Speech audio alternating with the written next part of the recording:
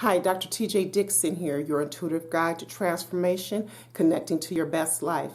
Today's message is about care and wellness of the heart. So this message is really stemming from some experiences I've been having lately where I have had a couple of people, a couple of men who are part of my peer group in terms of age, that have actually passed away from what appears to be heart-related illness, and whether that be a heart attack or something that has happened to their hearts, and they simply didn't make it. In addition, I have had a number of people who are connected to me who have been dealing with either their loved one or themselves having issues with their heart that made it a life-threatening situation. So with that being said, I decided I would shoot a video regarding some of the ways that we can take care of our wellness and in turn will be helpful to our hearts, and doing this from a metaphysical approach. I am not a medical doctor. My doctorate is in metaphysical science. But some of these methods that I will talk about today will not only just enhance your quality of life, or they should help to enhance the quality of your life, that in turn can help have a positive effect on your heart. So the first thing I will talk about is how we care for our bodies. There are many, many heart-healthy foods that we can eat in order to help our hearts to be well. Whatever we're putting into the body, into our bodies, this is what our bodies are using for fuel.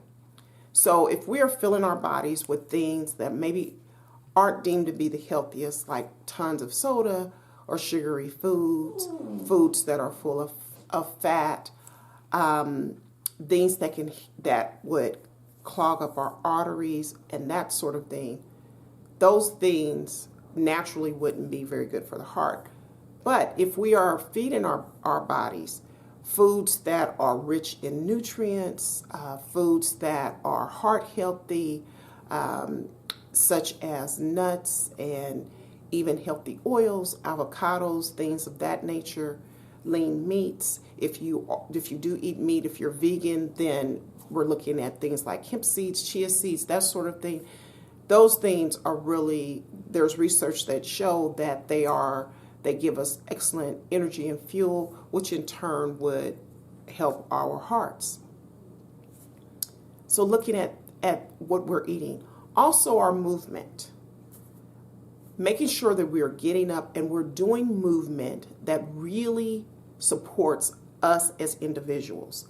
Because what supports me as an individual that could be really super heart healthy for me, maybe it's going to look a little bit different for you. My go-to is taking a walk outside, taking a walk in nature specifically. It helps to center me, calm me down. It gets my heart pumping, which is a good thing. Getting more circulation going through. It helps me to clear my head. It helps me even feel better about maybe a relationship that I have, whether that's with a coworker, a client, or a loved one. It helps me with my spirit. I really feel even more connected to source, to the creator, when I'm out seeing all of the beautiful creations in the plants and in the animals, in the grass and the trees and the sky.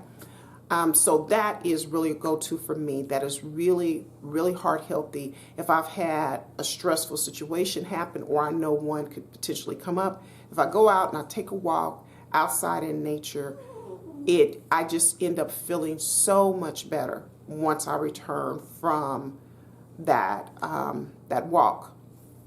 Also, yoga is an excellent one, another excellent type of movement for me to help me clear my head. Dancing is another one for me. But for you, it could be doing CrossFit, it might be out biking, it could be swimming, whatever that is, find your movement to help you keep your body in good shape and therefore in turn helping your heart. So that's how we would approach wellness of the heart from the body standpoint.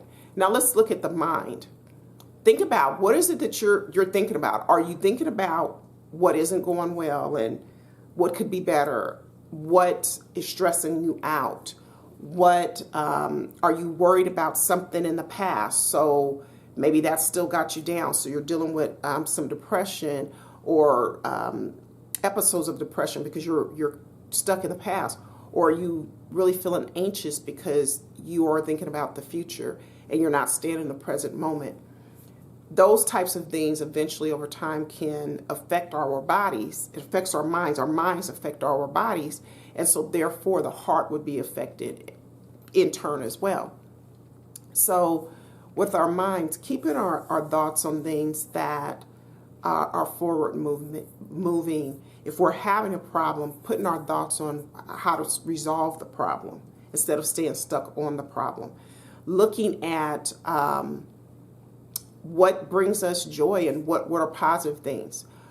For instance, there are a number of people who watch news, and I'm not telling you not to watch the news. If that's your thing, watch the news. But there are people like me, if I start to watch the news too much, now I'm probably going to get pissed off, and I might even kind of yell at the TV. I mean, this is what I do. So I don't watch the news. A lot of what's on the news, there's nothing that I can do about it in the first place, and all it's going to do is piss me off or make me sad.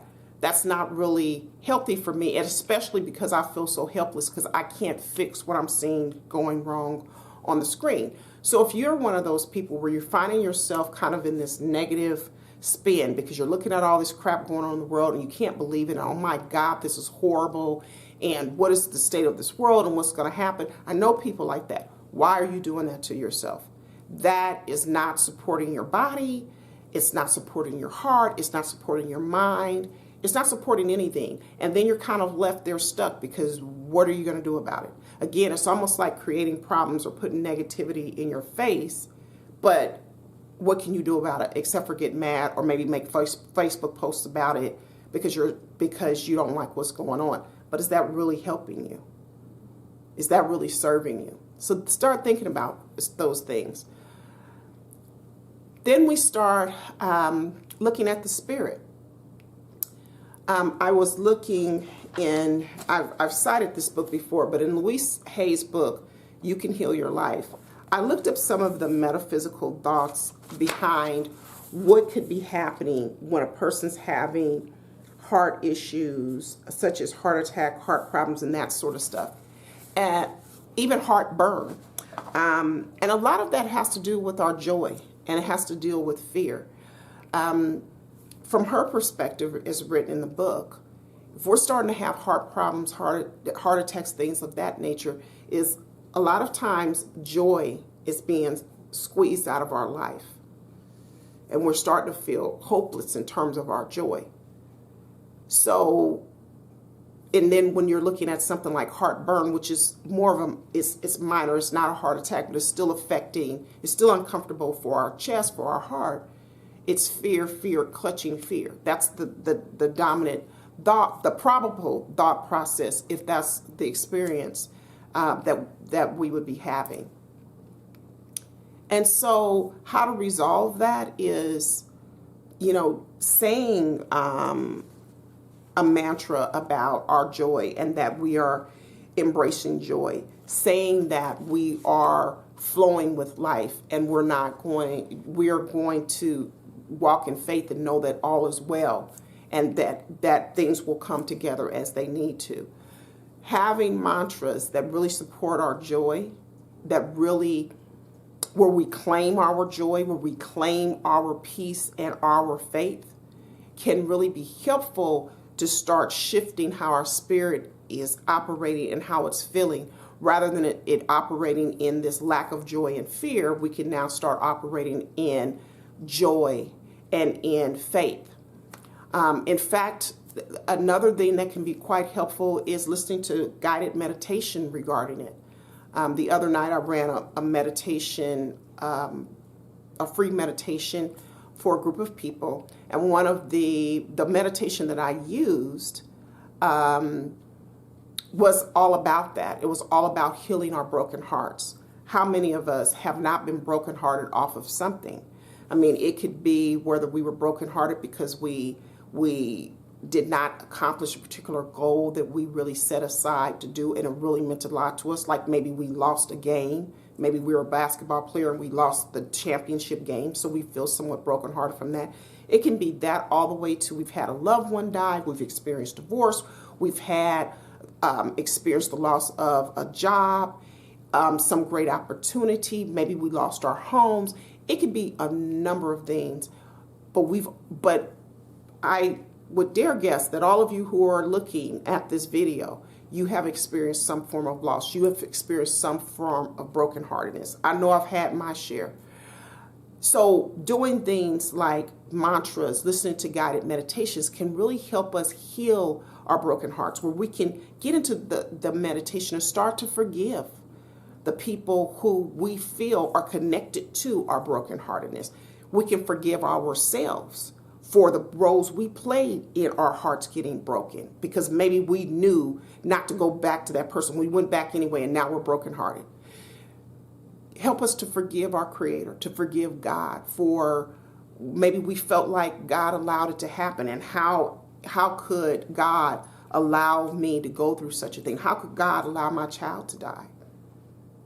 We could be going through those sorts of things and carrying all of that. And although our heart is physical, our heart is still affected by also our spirit, because our bodies are the temples of our spirit. This is where our spirit resides, is within the body. So whatever that spirit is feeling, naturally it would affect the body. And so moving on and looking at even our relationships, our hearts have to do with love.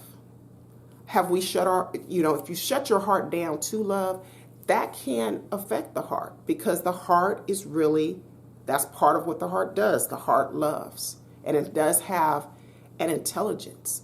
And so if we're dealing with brokenheartedness and now we shut down part of our heart because we're not getting brokenhearted again, we could be doing damage potentially to ourselves. And over time, that can start to affect our hearts. So look at our relationships. Who do you need to forgive? I just talked about this. Who do you need to forgive?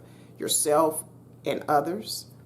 What situation that involved people do you need to forgive? Was it that you were dealing with a particular organization and they weren't very nice to you? Maybe it was a job that you were involved with. Maybe it's a church or some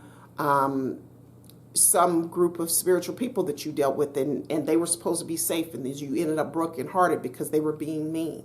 Who is it that you need to go and forgive? And remember, forgiveness is not about excusing those other people's behavior. No, if they were wrong, they were wrong. Forgiveness is really about ourselves. When we give ourselves a break, when we allow ourselves to not allow what happened with these people to continue to steal our joy from us. Because when we don't forgive, there's this famous saying, it's like drinking poison and expecting the other person to die. The unforgiveness harms us. It's really not harming them. It's not even about them, because they probably don't even remember, don't care, or they might even be happy that you're still ticked off at them, because that was their whole intent in the first place. But when we can forgive, maybe not necessarily forgive, but we can forgive the situation and know that it can be used for our greatest good and allow it to be used for our greatest good, then we can move forward and really allow our hearts to love and be open again to love, so that we can once again love maybe a job and the work that we do. We can love people. Maybe it's a romantic relationship. We can love maybe other children that come into our lives if we've experienced death, or love maybe it's that we're going to love a step parent if maybe our parent passed away. But we can open ourselves up to whatever blessings are coming to us as a result sometime of the loss we've experienced. So look at that when it comes down to relationships, because they can definitely affect the heart. And finally, we can even look at our finances, because we're taking a holistic approach about how we can really support our hearts to be healthy and well. Are you trading your joy for money? Because again, back to Louise Hayes's book, That was part of what was talked about when it talked about, looking at the heart problems and heart attacks. Is sometimes we will trade our joy, what really turns us on, our passion, we'll trade it for money and success. And over time, that usually is a detriment to us. Now, I'm not saying that, the only type of work that you should do is what turns you on and was passion. Ideally, yes. But sometimes we got to do what we got to do. But how do you also bring in the things that you're passionate about to do? How do you not allow that thing that you think you have to do in order to make money? How do you not allow that to take over and strip you of your joy? That's the real thing right there, is not trading in your joy, again, for money, fame, success, because eventually it comes back to bite you, and it can bite pretty badly. Sometimes people literally work themselves to death, and typically when they do that, it isn't something that they really wanted to do. It's something they felt they needed to do, that they had to do. But you still got to take care of you, and you still have to make sure that you are taking care of your body, which again, once again, your heart is in. You got to make sure you're taking care of your mind and your spirit, because all of those things work together. They do not work just separately.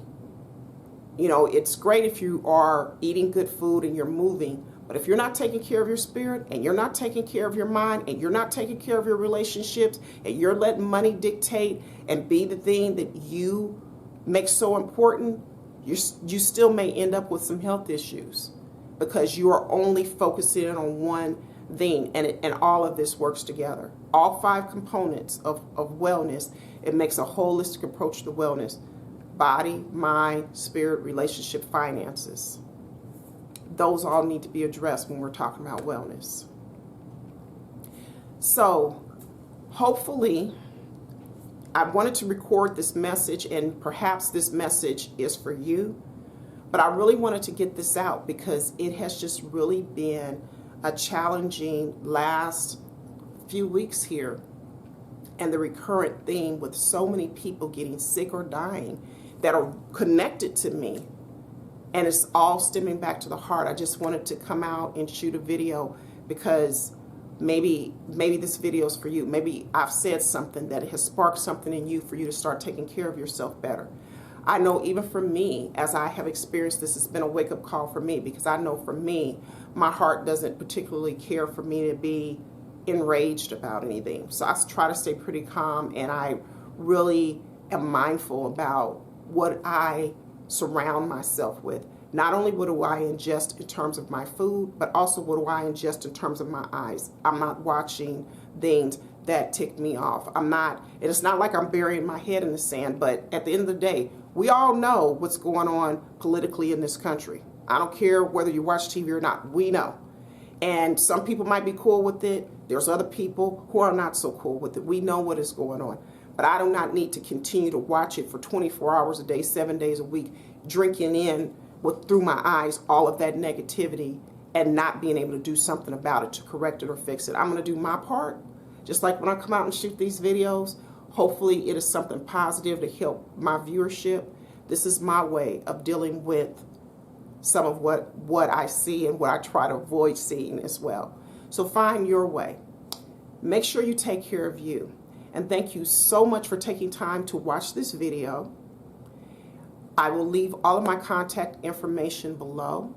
And I will also have as a, I will have as a link, or I will have it come up, the video of the meditation that I offered the other day that actually works on healing our broken hearts. I think it's really important, if you have time, to listen to that video and to go through that guided meditation. The person who did the meditation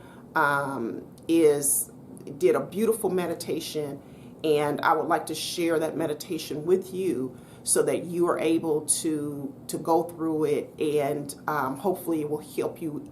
If you need to heal your broken heart, it will help you with that whole entire experience. Take care of your heart, take care of yourself, and may you live your best life.